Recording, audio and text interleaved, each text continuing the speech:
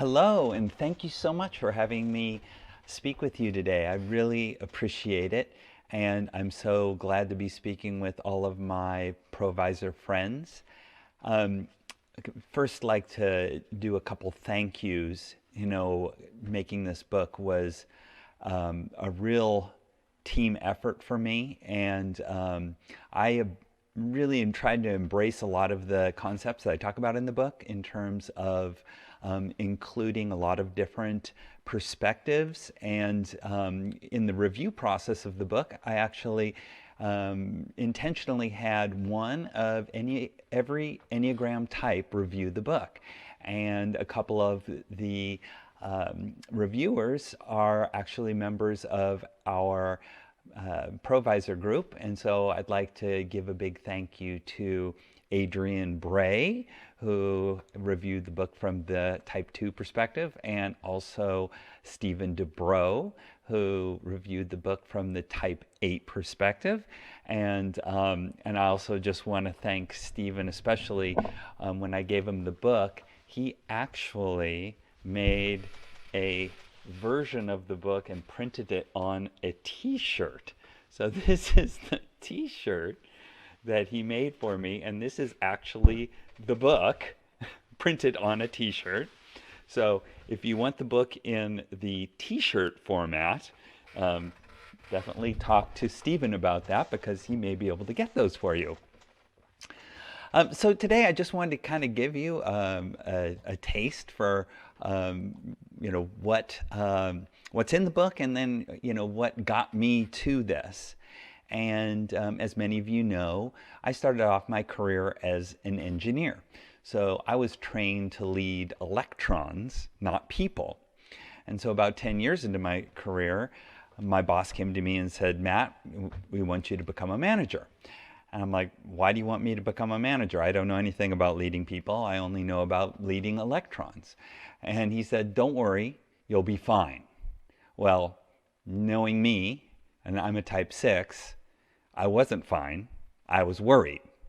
And like any engineer, I took to studying the problem. I got my hands on every single book on leadership and management and teams that I could get my hands on, and read those. And as I was going through that, one of the things that I came across along the way was this thing called the Enneagram.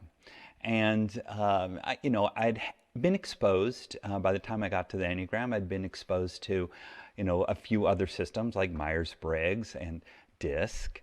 And one of the things that intrigued me about this system was this concept of time. There was an element of time built into it. And because of that, and the fact that it wasn't a static system, it really appealed to me and got me more curious, and got me on this path of exploring it. And no matter how much I tried to take it apart and put it back together, it really held up. And that's what compelled me to end up writing the book. I discovered some novel ways to use it, and that that weren't being talked about, that had to do with that element of time in the system.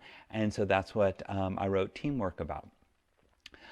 So let me just explain a little bit about the Enneagram. So I think many people know of it as a personality system, and that's how most of us are introduced to it.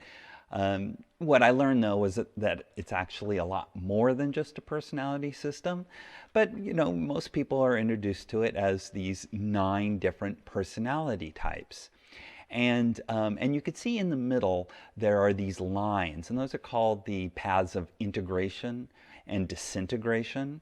And this is one of the things that really fascinated me about the system, because it does speak to this element of how we change over time, depending on our maturity level and our security level. So as we evolve, we become more integrated. But as we enter into times of stress and insecurity, we can become disintegrated. And each type is connected to these lines, two different lines. One that goes, for a 6, one goes to the 9 in integration, and the other goes to the 3 in disintegration. And so this non-static way of looking at people, I think, really spoke to me and spoke to, this sense of, well, I'm not just one person. I behave differently in different situations. And the Enneagram really speaks well to that. Well, there's another element of time that fascinated me, and that was the element of time around the circle in the clockwise direction. And I came to this by asking a question, why are they numbers? Why are these types numbers rather than colors or animals or something like that? And why are they in this particular order? Why is, the 1, the 1, the 2, the 2, and not, couldn't the 7 be the 2 or the 6 be the 8? It turned out as I studied this that they are numbers because they are in a particular order, and it's the order in which humans solve problems. And that was the big discovery for me that got me on the path of really wanting to use the system more with teams and using the Enneagram as a problem-solving method with teams. And that worked so well that I was compelled to write the book. And so, as I've, developed this method, I've had the opportunity to explain it. And I've created this, story, essentially about a medieval village that is beset by these fire-breathing dragons. And the story talks about the different steps that the villagers go through to solve the problem. And when I first, did this storyboard in the 9 steps, I had the villagers actually killing the dragon to solve the problem. However, one time I was invited to speak with a group of students at San Francisco State University, and the theme for their year-long course was non-violent activism and social policy. And I was like thinking, well, I probably don't want to do have the villagers killing the dragon.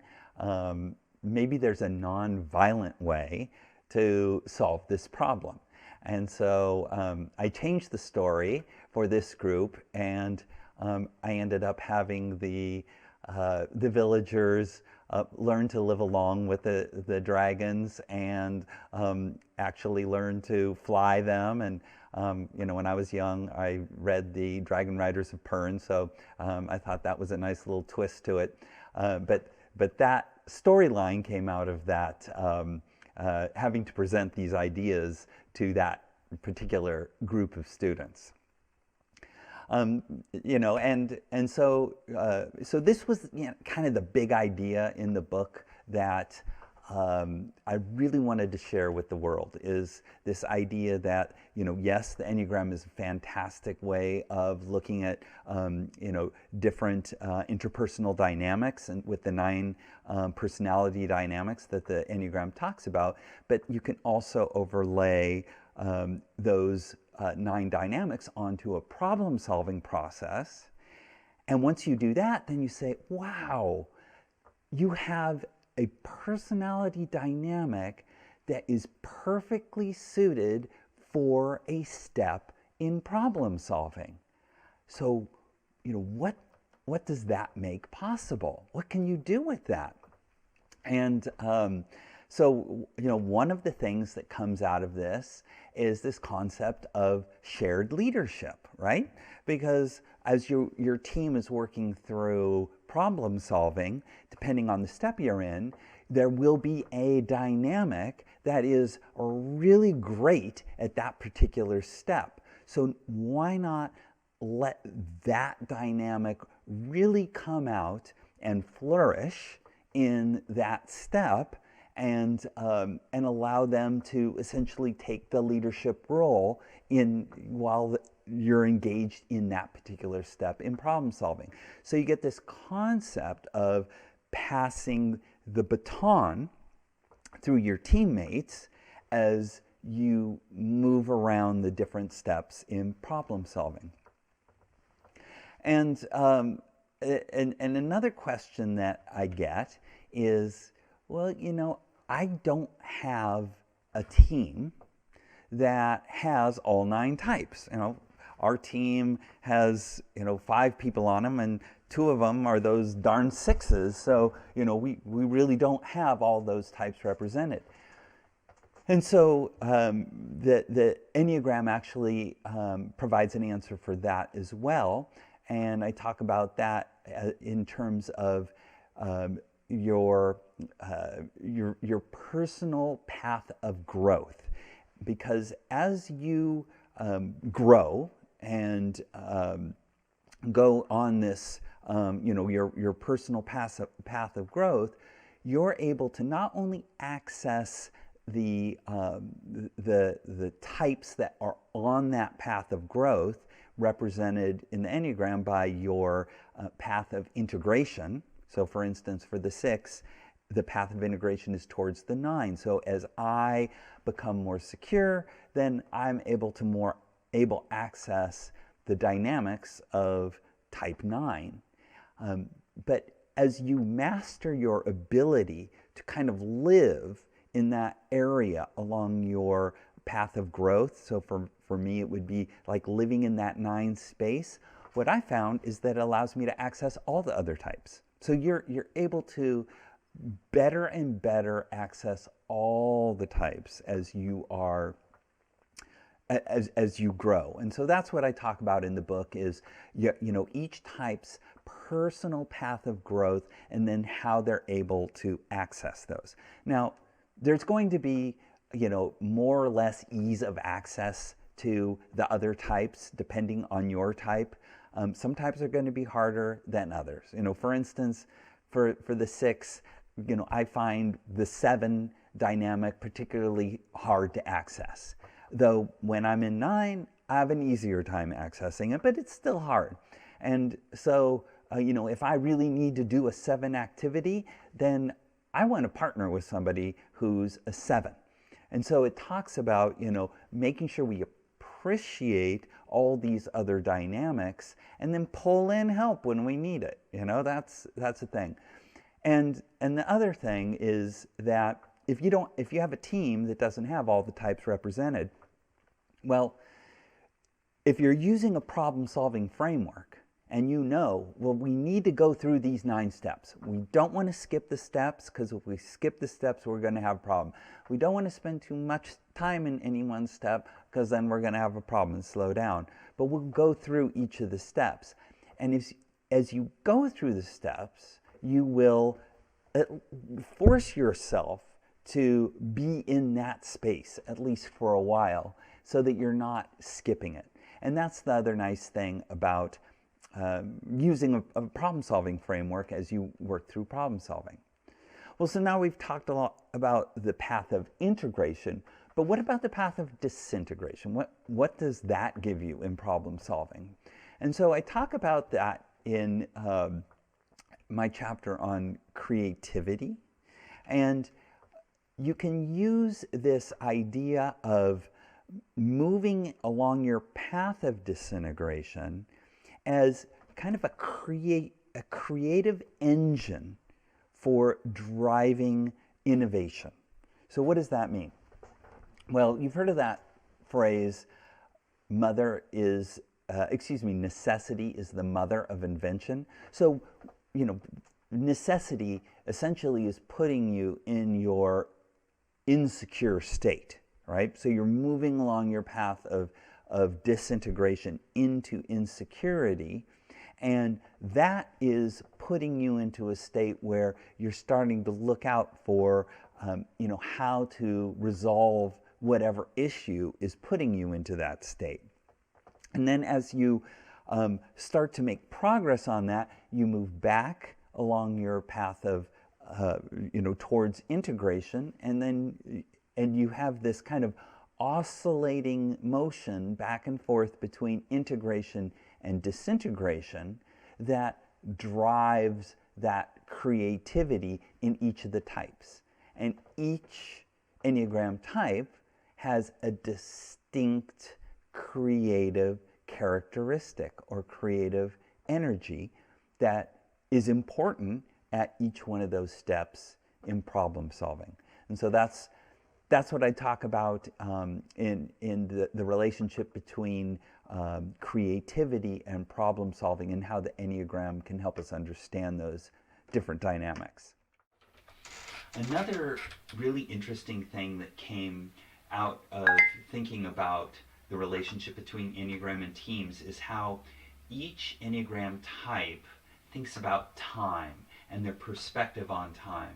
And the thing that got me thinking about this is when I was having conversations with, say, Enneagram Type 2, I would find that the conversations tended towards more reminiscing. They'd be talking about these feeling-rich experiences that they had with friends, like camping trips or fishing trips, or something where they were with friends and having a good time, and they were kind of reminiscing about those feelings that they had. And I just thought, wow, these conversations are so different than the conversations that I have with my Type 6 friends, which are more about the future and thinking about all the different things that could happen, and doing scenario planning and just thinking about the future. And then I started thinking, wow, each type, based on their focus, has a different place along that mental energy timeline. That's what I ended up calling it. Some in the past, some in the future, and some right in the middle, or right in the present. And so then I actually plotted that out through problem solving, saying, okay, well, you start off referencing the past and thinking about, hey, this thing here doesn't jive with what my model of what is right and wrong is. And then how you move through time and go back and forth between the future and the past through the present to get to some point in the future where your problem is solved, and how those varying perspectives bring the team along with you on that journey, forward in time, but actually thinking about either the past or the future, or living in the moment as you're solving the problem. And so this, analyzing your teams or looking at your teams and how and their relationship with time also gives you a perspective on how they're going to respond to problem solving. So I have a chapter on that as well. And then, one of the things that, since I'm an engineer, I like to have, some basis in science for what I'm working on. I like to know that there's a scientific basis for it, and this is one of the things that the Enneagram, when I was first introduced to it, I'm like, okay, this is an interesting system, I'll use it more. Hey, this seems to work. Hey, well, if it works this well, doesn't that mean that there's something about us humans that we're wired this way that causes these 9 types? And oftentimes people say, hey, Are you um, are you forced to be your are you really your type, or can you really be any type? I mean, can we be multiple types? And the way I look at it is, hey, are you left-handed or right-handed? Well, I'm right-handed, so my dominant hand is right. But it doesn't mean that I don't have a left hand. I have a left hand. I can use my left hand, and I exercise my left hand, and I try to make it, strong, so that when I'm doing things, I can use both hands. But if I have to do some precision work, then I'm going to rely on my right hand to do that. And so there's a dominance. And I've come to think of the Enneagram types as also you have your dominant type. It doesn't mean you don't have access to those other types, but it just means that you have a dominant type. And in the same way that our brain drives the dominance of right hand and left hand, I've come to understand that our brain drives the dominance of our Enneagram types as well. And there is a great book called Personality in the Brain, and the author is Peter Savage, and he came up with a very elegant model that's based on his research, studying the brain research neurology literature and looking at the behaviors of different brain types, and then coming up with a model that maps those to the Enneagram. Very elegant, very simple model based on two parts of the brain, the amygdala and the prefrontal cortex. And just like you can be right-handed or left-handed or ambidextrous, you could be right amygdala dominant, left amygdala dominant, or ambi. And there's 3 types there. Same thing for the prefrontal cortex, 3 types there. 3 times 3 is 9. And so his model shows that those dominances drive the 9 Enneagram behaviors. And that was very satisfying for me, and it really gave me another way to look at these different personality types. Now, not just from an Enneagram point of view, but also a brain function point of view, and those 2 models are very, very consistent. And another thing that came out of looking at it from the point of view of brain is that I find in the workplace there are certain groups of people that like to coalesce together and work together, right? And so in the workplace, I would often see like type 1, type 4, and type 7 come together and work together in a team. Also the 2, the 5, and the 8, and also the 3, the 6, and the 9. And the nice thing about all these types is that they all get along with one another, they all complement each other, and they all seem to want to work together. If you look at it from a brain point of view, it turns out that in those dominances that I talked about, that all the dominances are complementary, and each one of these teams gives you essentially 2 balanced brains.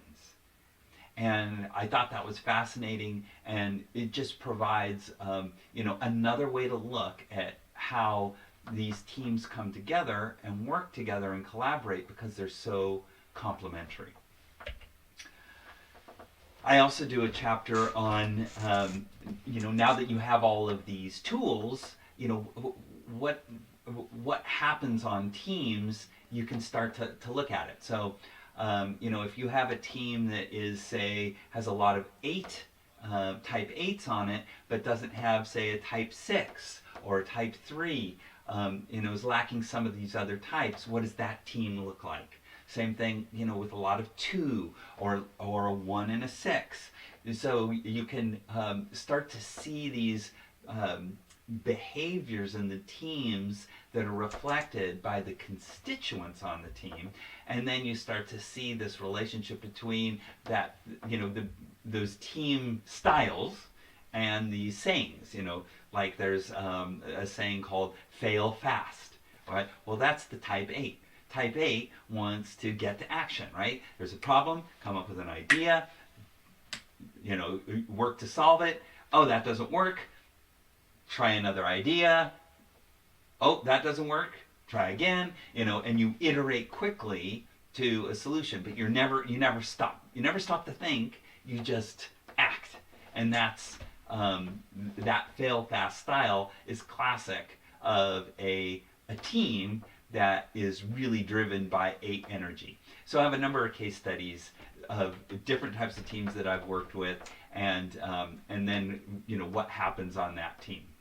And again, all of these styles, if you deliberately go through the methodology one step at a time and not just jump ahead to say action, type step 8, but you deliberately go around, you're going to end up with a lot better solution at the end that will be more resilient and more reliable.